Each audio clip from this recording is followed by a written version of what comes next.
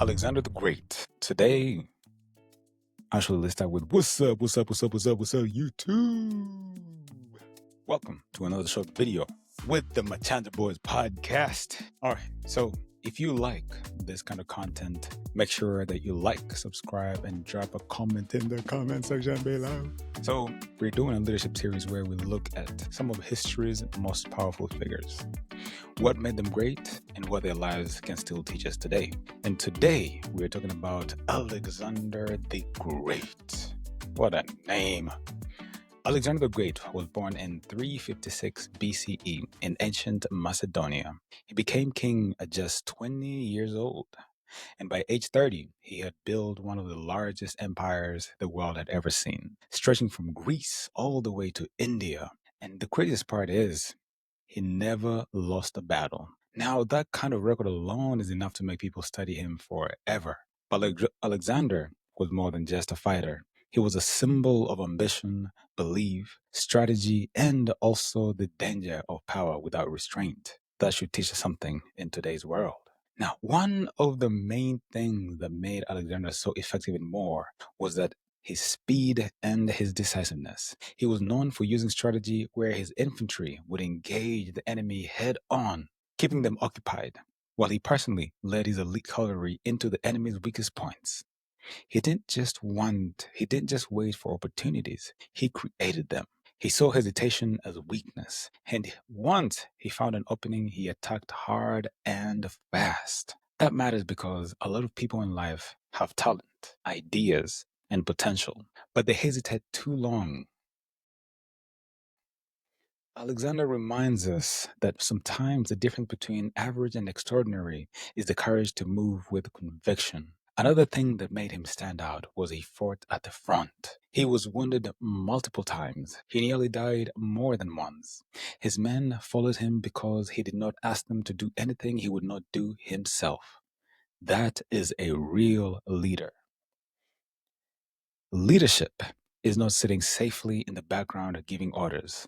Leadership is sharing the risk, carrying the burden, and standing in the fire with your people. And that lesson still applies today. Whether it is in business, your family, your community, or just your day job, people respond differently when they know you are willing to carry the weight too. Alexander was also deeply educated. He was taught by Aristotle, one of the greatest philosophers in history. He studied literature, politics, ethics, and war. He repeatedly kept a copy of the Iliad near him at all times and saw himself almost like a new Achilles. That tells you something important. Alexander did not just want to win battles. He wanted his life to mean something. He wanted greatness, legacy, and story. That is powerful because many people want success, but they never define what kind of story they're willing to live. Alexander understood that if you want to do great things, you have to think beyond.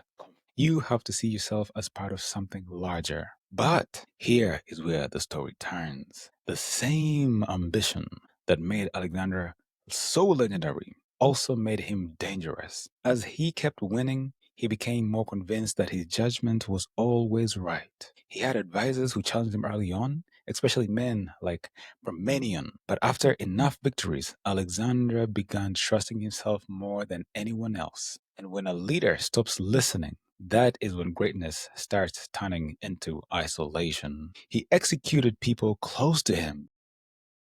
He killed his best friend Cletus in a drunken rage. He became more erratic. The bigger his empire grew, the more alone he became. And when he died at just 32 years old, his empire quickly fractured. That is one of the greatest lessons from his life. It is possible to conquer the world and still fail to build something that lasts. So what do we take from Alexander the Great today, in the year of our Lord 2026?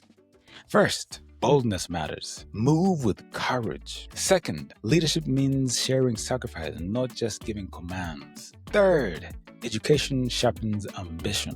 But finally, and maybe most importantly, unchecked ambition can destroy even the strongest person. Alexander teaches us that greatness is not just about how much you can build, it is also about whether you can stay grounded while building it.